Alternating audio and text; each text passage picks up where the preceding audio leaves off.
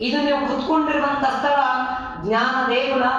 ಮೊದಲು ನಿನ್ನ ಗುರು ಜೀವಂತ ದೇವರು ಯಾರಪ್ಪ ಅಂದ್ರೆ ತಾಯಿಯ ಮುಖವನ್ನು ನೋಡ್ರಿ.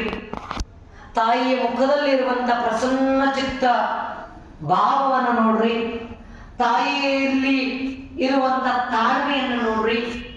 ತಾಯಿನೇ ಶ್ರೇಷ್ಠವಾಗಿರುವಂತ ಗುರು.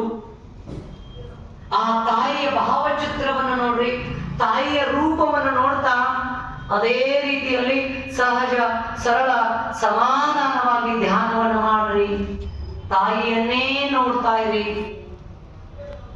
ತಾಯಿ ಉಸಿರು ಕೊಟ್ಟಾಳ, ತಾಯಿ ಜೀವವನ್ನು ಕೊಟ್ಟಾಳ ಅಂತ ದೇವತೆಯನ್ನ ಬಹಳ ಕಣ್ತುಂಬ ಮನಸ್ಸಿನಲ್ಲಿ ಬಹಳ ಉಪಕೃತರಾಗಿ ತಾಯಿ ತಂದೆ ನೋಡ್ತಾ ಇದೆ.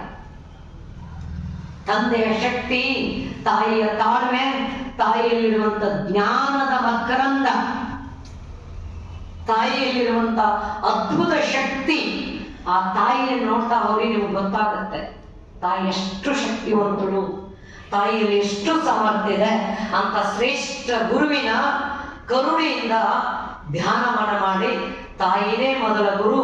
ನಿಮಗೆ ಕಲಿಸಿರುವಂತ ಎಲ್ಲ ಗುರುಗಳನ್ನ ಬಹಳಷ್ಟು ಮುಖ್ಯವಾಗಿರುತ್ತೆ.